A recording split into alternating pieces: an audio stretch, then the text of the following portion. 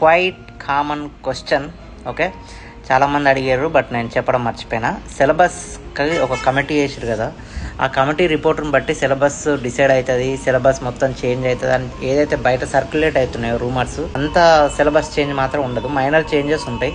Okay, ఇప్పుడు ఉన్నటువంటి ఒకవేళ ఏదైతే సిలబస్ ఉందో మూమెంట్ అయినా, నెక్స్ట్ తెలంగాణకు సంబంధించినటువంటి హిస్టరీ అయినా, అవేం మారవు. ఓకే, తెలంగాణ మూమెంట్లో ఉంటే కొన్ని పార్టీల పాత్ర పెంచే అవకాశం ఉంటుంది తప్పితే నీకు ఇన్ డీటెయిల్గా మొత్తం సిలబస్ని రూపుమాపేంత అయితే ఉండదు. ఇప్పుడు గ్రూప్ 2 లాంటి వాటిలో తెలంగాణ మూమెంట్ అనే పేపర్ తీసేసే ప్రసక్తే లేదు. ఎందుకంటే ఖచ్చితంగా మూమెంట్ అనేది ఒక స్పెషల్ సబ్జెక్టు, అందులో ఖచ్చితంగా 150 మార్క్స్ ఉంటుంది, ఉండాల్సింది. ఒకవేళ లేకపోయినా ఫైట్ చేస్తారు. ఎందుకంటే 10 ఏళ్ళ నుంచి 5 ఏళ్ళ నుంచి ప్రిపేర్ అయ్యేటోడు సడన్గా సిలబస్ చేంజ్ అంటే మళ్ళీ ఇంకో గవర్నమెంట్ వచ్చి సిలబస్ చేంజ్ చేస్తుంది అంటే వాళ్ళు ఎందుకు ఊకుంటారు?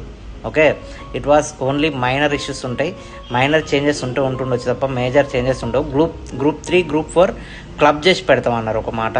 సో అది గ్రూప్ 3 గ్రూప్ 2లో క్లబ్ చేస్తామని కూడా చెప్పారు. 2 కలిపి సేమ్ పేపర్లు పెడతామని చెప్పారు. మెయిన్స్ ఎగ్జామ్ పెడదామని కూడా కొందరు అన్నారు. సో ఇవన్నీ కూడా మీకు వచ్చినంత వరకు దాని గురించి ఆలోచించకండి.